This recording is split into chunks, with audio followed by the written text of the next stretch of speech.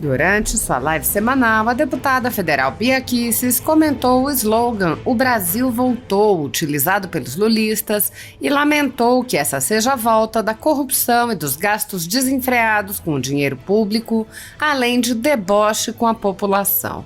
A deputada mencionou as frequentes viagens de ministros em voos da Força Aérea Brasileira, lamentando especificamente o episódio em que a ministra Aniele Franco usou um desses voos para assistir a um jogo de futebol. Após ser criticada, a ministra debochou da população. Nessa mesma viagem, uma assessora da ministra fez declarações racistas. A assessora foi demitida, mas não há até o momento notícias de instauração de inquérito criminal contra ela. Bia Kicis lembrou que, apesar da distração proporcionada pela assessora, o uso da Força Aérea não deve ser esquecido. A gente tem que apurar o jeito como estão usando voos da FAB sem nenhum respeito. Bia Kicis mostrou que o descaso com a população no governo Lula se estende à própria militância. Ela disse: "O critério de Lula para escolher o ministro do STF não será mais a diversidade. A informação foi dada por ele mesmo na segunda-feira, durante coletiva de imprensa. Desde as eleições de 2022, havia uma expectativa da base do Lula de que ele fizesse a indicação baseado no critério de gênero e raça. Este ano, contudo, ele indicou o advogado dele, Cristiano Zanin, para o primeiro posto e agora para a segunda vaga da Rosa Weber, muita gente dizendo que queria ver uma mulher negra, e ele disse que não vai escolher pelo critério da cor e da raça." A deputada prosseguiu: "Eu acho que o critério deveria ser aquele que está previsto na Constituição: reputação ilibada, conhecimento jurídico acima do normal. Só que, durante a campanha, eles dizem que vão prestigiar as mulheres, prestigiar as pessoas negras, e aí, na hora H, não fazem nada disso. Então, é a velha hipocrisia." A deputada relatou que surgiu uma denúncia de crime eleitoral na campanha de Lula que omitiu do TSE serviços prestados por agência. Bia Kicis lembrou que a Justiça Eleitoral normalmente é detalhista e rígida. Ela disse: "É muito rigorosa em geral e, no entanto, as contas do Lula foram aprovadas a toque de caixa muito rapidamente. Esse é um caso que tem que ser investigado." A deputada acrescentou: "Isso é crime eleitoral que pode dar cassação da chapa Lula-Alckmin. Se bem que a gente lembra que na época da Dilma Temer, tinha tanta irregularidade e no final das contas o TSE julgou tudo certo. Então, infelizmente a gente sabe que a justiça é muito parcial, ela tem lado. O Bolsonaro está aí, inelegível, sem ter cometido crime nenhum."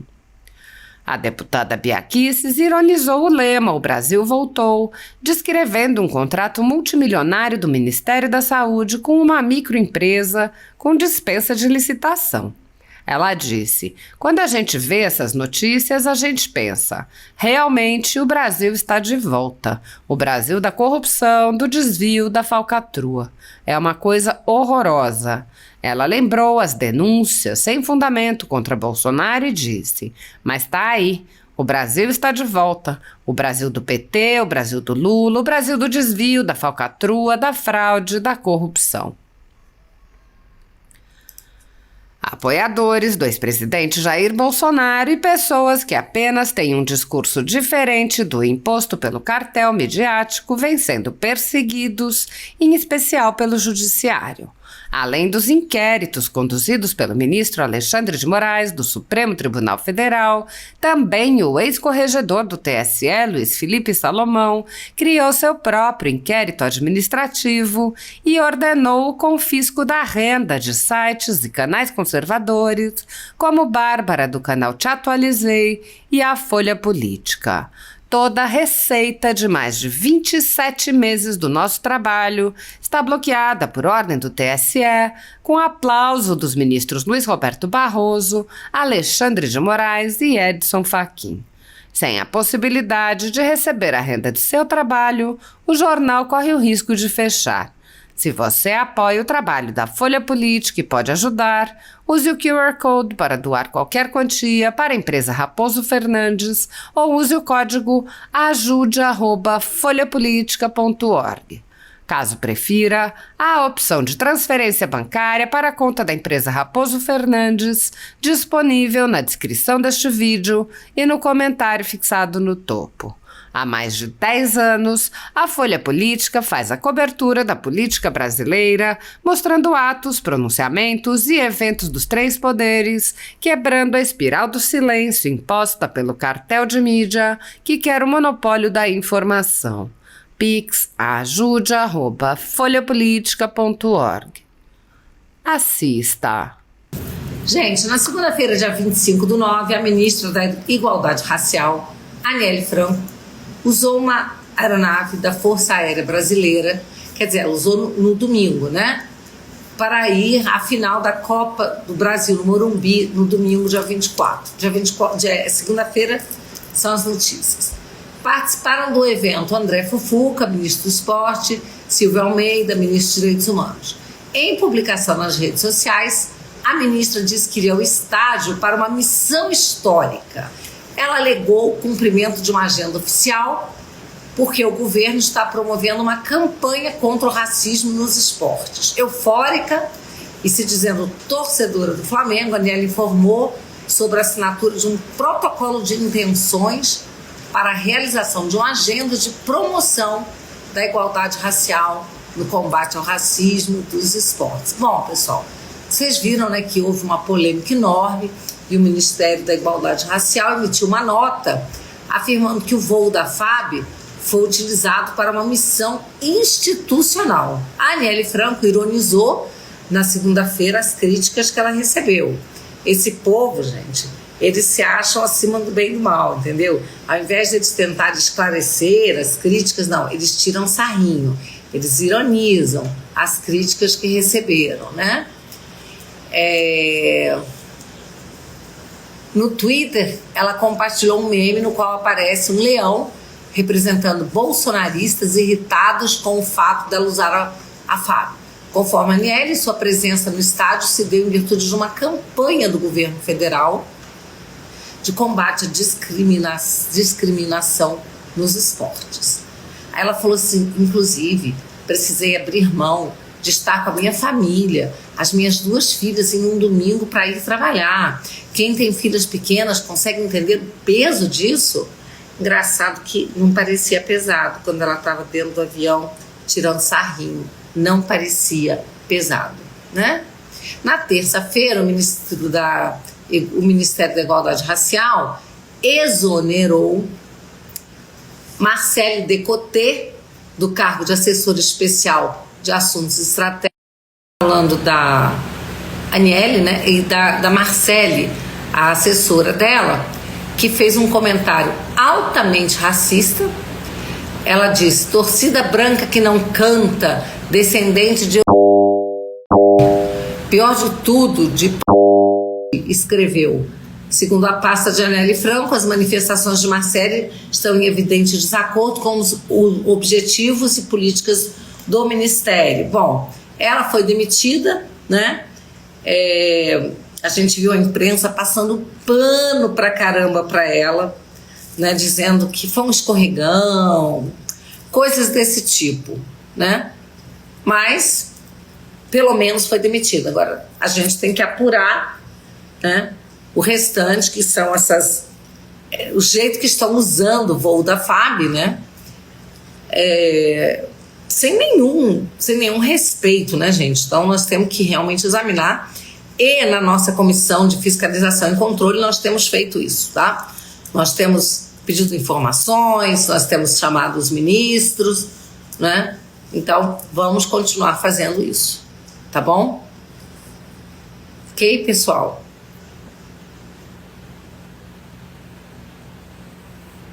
Tem gente dizendo, cortina de fumaça e o avião usado. Elber Lima, você me representa, deputada, obrigada. Vamos lá, pessoal. Leandro Jesus, fora comunistas, é isso aí.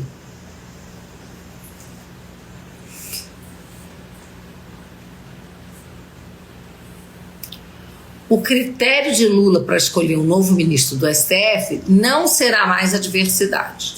A informação foi dada por ele mesmo na segunda-feira, durante uma coletiva de imprensa.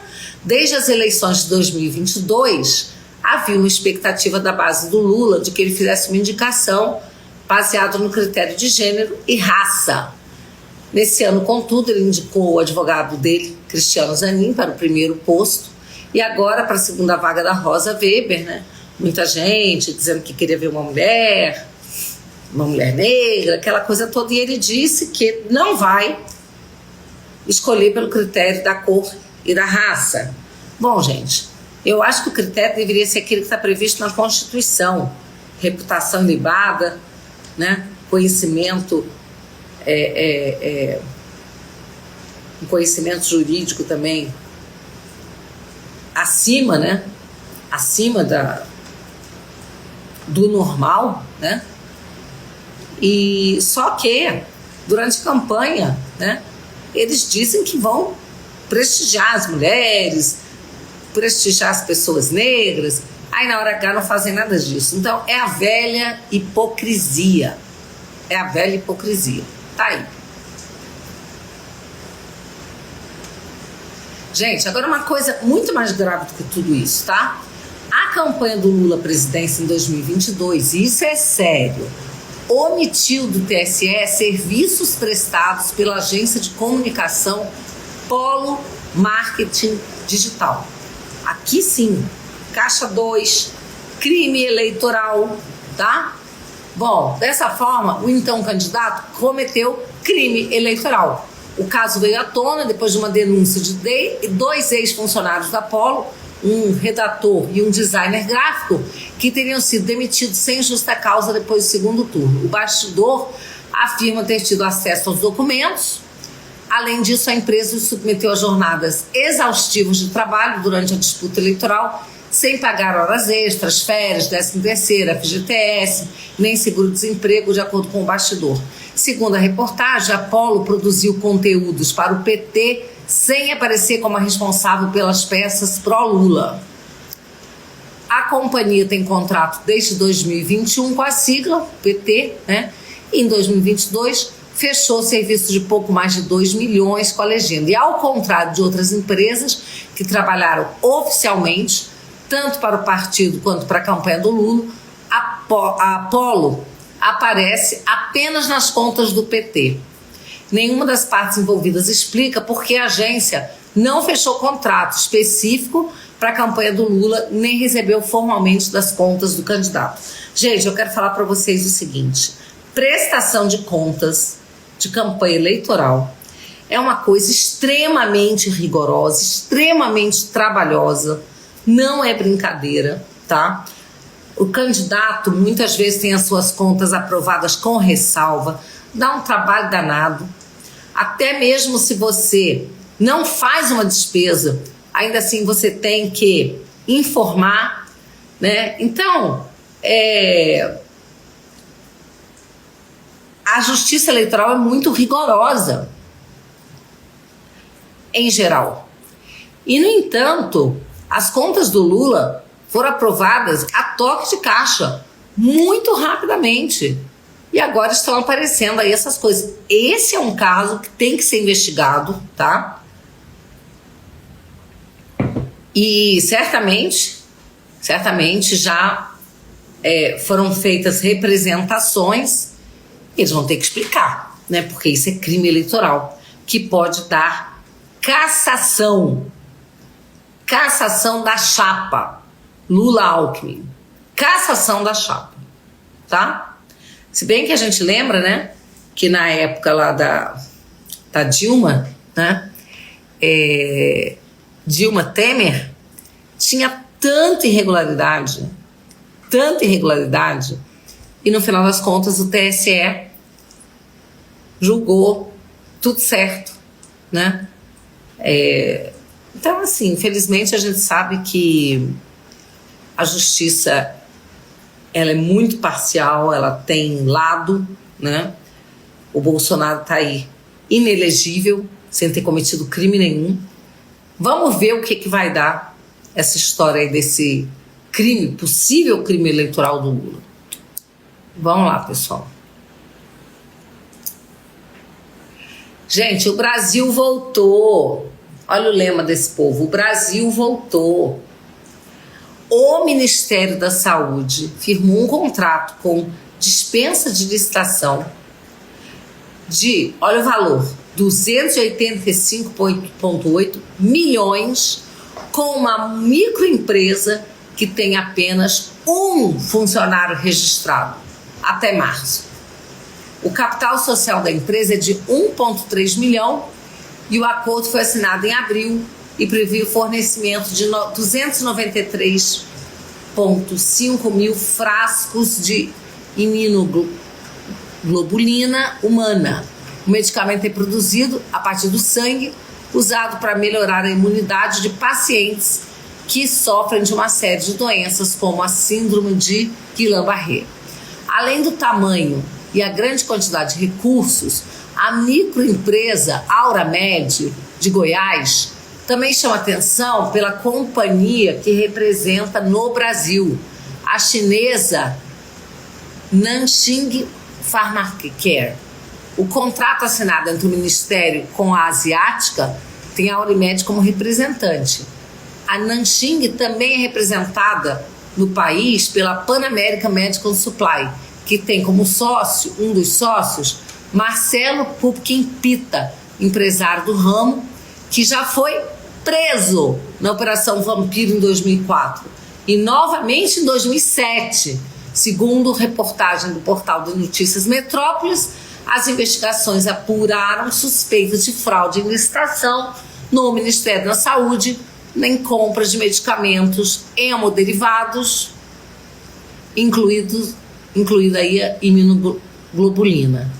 A Auramed, né, e o único sócio, Fábio Granieri de Oliveira, são réus por improbidade administrativa em uma ação popular no Tribunal de Justiça do Pará. A denúncia aponta suspeita de fraude em uma contratação, também com dispensa de licitação durante a pandemia no município de Paraupebas. Segundo dados do portal da Transparência, a Auramed começou a participar de pregões dos órgãos federais desde outubro de 2022 e recebeu pequenas quantias para fornecer medicamentos com notas de pagamento de até 6,2 mil. O maior valor recebido pela microempresa até o momento do contrato do Ministério da Saúde, com 16,5 milhões. Para conseguir o contrato com o Ministério da Saúde, pagou 246,6 mil em um seguro de 14,3 milhões, o que equivale a 5% do contrato, o que é exigido por lei. Meu Deus, quando a gente vê essas notícias, a gente pensa assim, realmente o Brasil está de volta. O Brasil da corrupção, do desvio, da falcatrua, né? É uma coisa horrorosa. E vocês lembram, tanto que eles tentaram pegar o Bolsonaro com aquela história de vacina, que o Ministério da Saúde, que teria tido compra de vacina superfaturada, sendo que não houve uma compra, não houve um centavo gasto. Mas está aí, o Brasil está de volta, o Brasil do PT, o Brasil do Lula, o Brasil do desvio, da falcatrua, da fraude, da corrupção.